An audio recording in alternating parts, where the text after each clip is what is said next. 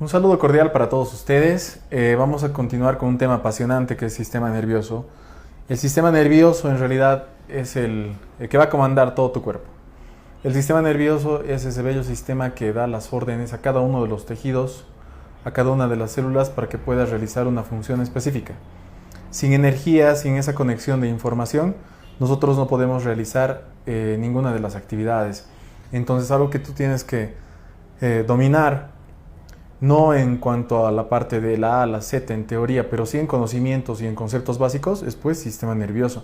El sistema nervioso va a comandar lo que es la parte respiratoria, el sistema nervioso va a comandar lo que es la parte cardíaca, la parte digestiva, la parte locomotora, la parte genitourinaria, etc. Entonces, vayamos viendo un poco cómo se divide, cuál es su conformación, cuáles son sus funciones y cómo hace que todos los órganos puedan realizar este tipo de actividades. Vamos con un gráfico bastante sencillo, pero bastante didáctico. Una neurona es como un arbolito. Las ramas van a ser las dendritas. Cuando está lloviendo, el agua primero va a llegar a las hojitas, ¿verdad? Entonces esas hojitas, esas ramas van a ser las dendritas, que están recibiendo el agua. El resto va a ser el soma o cuerpo de la neurona, donde está mucha información, el código genético, etc. Esa información tiene que viajar por un cordón, que en el arbolito sería el tallo, pero en la neurona la vamos a denominar axón. Viaja muy rápido por el axón y llega hasta la raíz. Pero en la neurona la vamos a denominar botón terminal. ¿Ya? Entonces tenemos unas dendritas, tenemos un soma, tenemos el axón, como tú puedes ver en el gráfico, y tenemos los botones terminales donde ejerce su acción o su efección, en este caso, la neurona.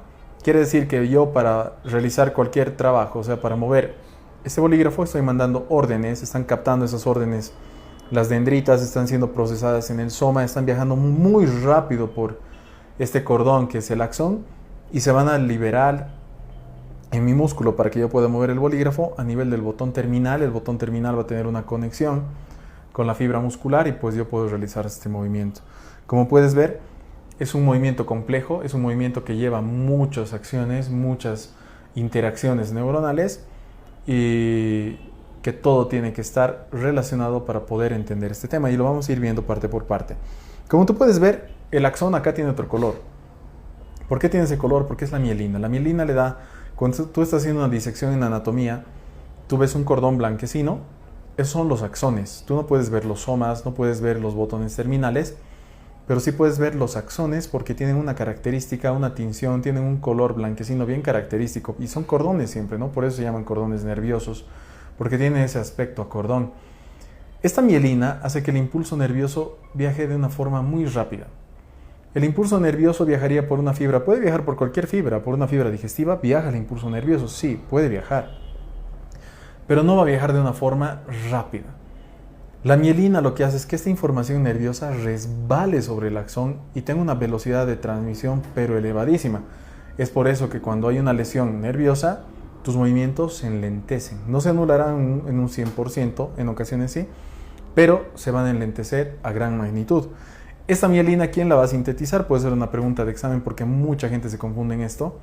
Y tienes dos encargados de la producción de la mielina, uno que van a ser los oligodendrocitos. Eso no se te tiene que olvidar, pecado que se te olvide, que los oligodendrocitos van a formar mielina a nivel del sistema nervioso central, y las células de Schwann, que son otras células muy importantes a nivel del sistema nervioso periférico, forman mielina. Entonces, central, oligodendrocitos; periférico, células de Schwann. Vamos viendo un poquito más qué son las células de sostén. No solamente podemos tener un tipo de celular a nivel del sistema nervioso central, o sea, neuronas de que conduzcan una información nerviosa hasta un órgano efector y punto. No puede ser así. Necesitas neuronas que tengan otras funciones también, pero que sean nerviosas. O sea, dentro del estirpe de células del sistema nervioso central, otro tipo de neuronas más. Y ahí tenemos a las células de sostén. Por ejemplo, ¿un nervio necesita irrigación? Sí, necesita ser irrigado porque necesita alimentarse, necesita absorber nutrientes, necesita eliminar desechos. Entonces, ¿qué serán esas neuronitas que van a estar más cerca a los vasos sanguíneos y tienen un aspecto estrellado? Se llaman astrocitos. ¿Tienes un microorganismo puede salir de un vaso sanguíneo y atacar un nervio? Sí, puede pasar. En muchos casos, en muchas patologías, cuando estés viendo la parte de neurología, en el Guillain-Barré, por ejemplo, ¿no? Relacionado con el Campylobacter jejuni, etc. Entonces, muchos microorganismos pueden salir y pueden afectar los nervios, pero necesitas otras neuronas que se encarguen pues de proteger estos nervios. Y los macrófagos, netamente en el sistema nervioso central, actúan como macrófagos, células nerviosas especializadas, se denominan células de la microglía. Entonces no nos vamos a olvidar y repasemos dos nombrecitos porque te pueden hacer confundir fácilmente en esto. Te pueden decir, ¿no? Una pregunta puede ser muy fácil y decir, las células encargadas de proteger a los nervios son los neutrófilos, que estos, que los otros, que los astrocitos o las células de la microglía. Pues obviamente tendrás que marcar las células de la microglía porque esas son las que van a proteger el sistema nervioso central. Claro que las demás células también lo harán, pero en menor porcentaje. Otras células de sostén son los oligodendrocitos. ¿Y qué hacen los oligodendrocitos? Como ya hemos dicho, son células que tienen que encargarse de ir revirtiendo, de ir pintando los axones con mielina para que la información nerviosa viaje, pero a gran magnitud. Y las células ependimarias, como puedes ver también en este gráfico, que son células que solamente van a recubrir el conducto ependimario, pero en este caso no llevan a cabo una función netamente como las demás células efectoras, ¿no? Vamos avanzando un poco más. Hay dos cosas. ¿Será que una neurona va a viajar desde el sistema nervioso central hasta un órgano efector, en este caso, por ejemplo, mi meñique, sola? No, porque van a ir formando conglomerados. Es el conjunto de muchas neuronas. Esos cordones blancos que tú ves no es una sola neurona, es la reunión de muchos axones. La reunión de los somas o de los cuerpos celulares, hace rato te dije, ¿no? Una neurona tiene dendritas, tiene soma, tiene axón y tiene un botón terminal. Y las reuniones de estos somas tendrán que formar algo. ¿Qué van a formar las reuniones de los somas? La reunión de los somas en el sistema nervioso central forman los núcleos. ¿Ya? Entonces, cuando tú veas, digamos, el núcleo del tercer par, digamos, ¿no? Si estarías llevando pares craneales, núcleo del tercer par craneal. ¿Qué será el núcleo? Pues tú ya tienes que saber que no es más que el conjunto de somas a nivel del tallo cerebral. Los axones, ¿qué van a formar? Eso es algo sencillo que no se te puede olvidar. Van a formar fibras nerviosas, fibras que van a viajar por el cordón anterior, posterior, lateral, etc. Pero fibras nerviosas. Estas fibras nerviosas, cuando comunican dos estructuras del sistema nervioso central, se denominan haces o fascículos.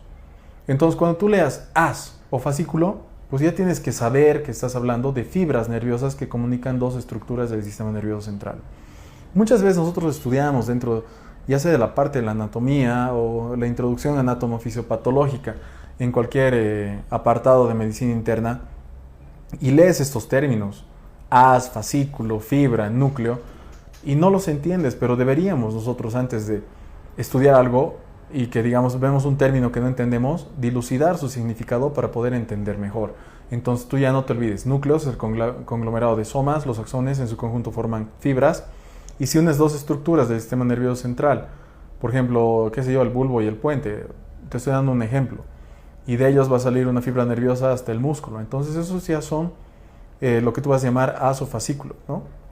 Haz corticoespinal, por ejemplo, o sea, de la corteza a la médula espinal, haz corticoespinal. ¿Por qué haz? Porque es una fibra nerviosa que comunica la corteza con la médula espinal. Entonces ya no nos olvidamos.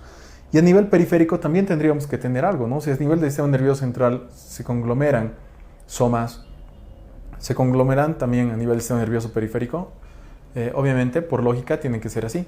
Y el conglomerado de estos somas lo vamos a llamar ganglios, ¿ya? Y el conglomerado de axones también lo vamos a seguir llamando fibras, pero estas fibras pueden ir en paralelo y pueden ir entrelazadas, ¿ya? Entonces, cuando las fibras van en paralelo, o sea, una fibra nerviosa, otra fibra nerviosa, otra fibra nerviosa, otra fibra nerviosa, están yendo paralelo, es lo que nosotros vamos a denominar raíces. Entonces, cuando tú lees en un libro raíz, es porque las fibras nerviosas están yendo en paralelo. Y cuando van entrelazadas, no están yendo en paralelo, no están siguiendo un orden en sí, sino que están yendo entrelazadas, es lo que nosotros vamos a llamar plexos, ¿ya? Entonces, cuando tú leas el término plexo, es porque las fibras nerviosas están yendo entrelazadas. Un par de términos bastante sencillos, un par de cositas bastante sencillas que te las expliqué, pero que fácilmente te pueden confundir el día del examen. Y te pueden decir el conjunto o el conglomerado de somas a nivel del sistema nervioso periférico, se elimina todas las siguientes excepto. Entonces tú tendrás que marcar obviamente la parte que diga ganglios. Pero si tú no tienes muy claros los conceptos, podrías marcar erróneamente la parte que dice núcleos, ¿no? Vamos viendo un poco más y veamos cómo nuestro sistema nervioso tiene que llegar a interaccionar con el exterior. Obviamente el sistema nervioso no se va a quedar solamente ahí, sino que hace que tu cuerpo interaccione con el mundo exterior. Capta señales, capta temperatura, capta ruidos, capta información, capta todo del exterior y lo transmite como información a tu sistema nervioso central para que tú proceses toda esa información, veas lo que está pasando afuera y emitas una respuesta, ¿no? Partes del sistema nervioso central, esto lo llevamos más en anatomía. En la parte de fisiología no mucho, pero a grandes rasgos, digamos, cuáles van a ser las funciones de las distintas partes del sistema nervioso central. Eso es por ende, tú sabes que la corteza cerebral, dependiendo de cada área, pues se va a llevar a ejercer una función, ya sea sensitiva, ya sea motora, ya sea de interacción, etc. Entonces será pues percepción, sensorial, lenguaje, emociones, pensamiento, etc. El tálamo y los núcleos grises, tú sabes que son, bueno, órganos muy profundos en el sistema nervioso central que van a regular más que todo las funciones de tu cerebro, lo que es el equilibrio. El tálamo los regula, lo perfecciona, ¿ya? ¿Qué más? Es una estación intermedia, controla el movimiento, tiene un sinfín de funciones, pero tú tienes que ver que regula más que todo, las perfecciona funciones de otros lugares. El hipocampo, el sistema límbico, donde suele sobre todo participar la memoria, el aprendizaje, todo lo que tú vas a poder realizar, todo lo que estás estudiando, más que todo se va a almacenar en el hipocampo, en el sistema límbico. La médula espinal, que va a ser la conexión, esa información, ese cableado que va a llevar, permitir o que permite conectar lo que es la corteza cerebral con el exterior, ya sea para mandar información, para recibir información. El tronco encefálico, muy importante el tronco encefálico, donde están los 12 pares craneales que te permiten realizar todas esas funciones, ¿no? Yendo del primero al último par craneal, repasemos que eso jamás te puedes olvidar, ¿no? El olfatorio, el óptico, el motor ocular común, el patético, el trigémino, el motor ocular externo, el facial, el estatoacústico, el vestibular, el glosofaringeo, el neumogástrico, el espinal, el hipogloso, que si tú no te acuerdas sus funciones de cada uno, pues su nombre te está mencionando la función que va a realizar cada uno de estos pares craneales, ¿ya? Los vamos a ir dilucidando, los mencionamos bastante bien en la parte de anatomía, pero que no puedes olvidarte, no puedes equivocarte en cuáles son los pares craneales. Entonces, como puedes ver, cada parte del sistema nervioso central va a llegar a tener una responsabilidad concreta que tiene que interaccionar con el exterior, ¿no?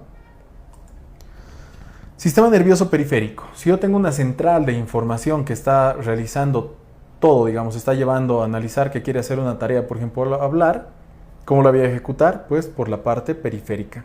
Hago la señal, mando la información y emito el movimiento, ya sea en los labios, la fonación, etcétera, o el movimiento de mis manos, de mis pies, caminar, saltar, todo eso va a ser una señal, una información, cierta cantidad de conglomerados neuronales que van a llevar a formar esa acción y la van a repercutir a nivel periférico con distintos movimientos, acciones, etcétera, ¿no? Entonces el sistema nervioso periférico va a ser todos esos nervios, como tú ves en la imagen, que salen a partir del sistema nervioso central, que llevan información hacia afuera y que traen información. Hacia mí, o sea, empieza con A, es aferente. Y al exterior, o sea, con E hacia afuera es eferente. Y eso no te olvides, aferente hacia mí y eferente al exterior.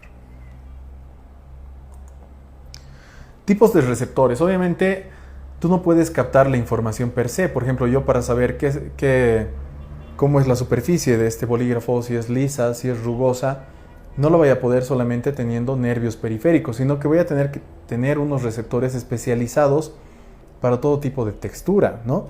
Entonces, como están hacia afuera, pues son los exteroceptores. Los interoceptores son más, o los viceroceptores profundos, y los propioceptores son un poco intermedios entre la profundidad y la superficialidad. ¿Qué esteroceptores más importantes tenemos? No tienes que olvidarte, ¿no? Los corpúsculos de Meissner en el desplazamiento, de Bader-Pacini en las vibraciones rápidas, de Ruffini para la temperatura, etcétera, ¿no? En cuanto a los propioceptivos, ¿qué te indican? Tiene que ser un exteroceptor para ver que te está doliendo una articulación, que tienes mucha presión sobre una articulación. No, porque los exteroceptores están afuera, entonces necesitas unos propioceptores que te orienten a tu posición corporal, que te orienten a cuánto peso, cuánta tensión hay en una articulación, cuánta presión hay en una cavidad, etc. Estos propioceptores, los más importantes van a ser, bueno, el órgano propioceptor de Golgi, por ejemplo, ¿no? A nivel de los tendones, etc. Y necesitas unos interiores, que van a ser los víscero o interoceptores, entonces que te manden información de cómo está la parte nerviosa siendo estimulada a nivel de la parte, bueno, más interna, en este caso las vísceras, ¿no? Sistema nervioso simpático y parasimpático. Esta es parte del sistema nervioso autónomo. Autónomo, ¿por qué? Porque nosotros no tenemos control sobre él. Es autónomo, su nombre dice, o sea, es sistema nervioso autónomo. No lo regimos bajo control voluntario, nosotros no lo ordenamos qué hacer, pero realiza funciones. El sistema nervioso autónomo se va a llevar a cabo en distintas funciones de mi organismo. Por ejemplo, ¿qué pasa cuando tú recibes una mala noticia? Aumenta tu frecuencia cardíaca, puede disminuir un poquito tu atención hacia lo demás y te vas a concentrar en ese problema, vas a agitarte, o sea, vas a empezar a respirar un poco más rápido, etcétera. Entonces, ¿quién está encargando de toda esa parte? ¿Tú mentalmente? No, está haciendo un control autonómico por el sistema nervioso simpático. Si el simpático acelera una función, el parasimpático lo enlentece. Son dos partes del sistema nervioso autónomo que siempre se están antagonizando. Y todo nuestro equilibrio homostático a nivel del sistema nervioso central tiene que tener un equilibrio entre la parte simpático-parasimpática. Si el simpático está empujando mucho, pues tiene que jalar, tiene que hacer una contragolpe el sistema nervioso parasimpático. Y lo propio, no siempre en todos los sistemas el simpático es el que acelera la parte metabólica o funcional, sino que el parasimpático en otros órganos también puede ejercer su acción estimulando en vez de deprimir. Ese ha sido un breve bosquejo acerca de la fisiología del sistema nervioso central.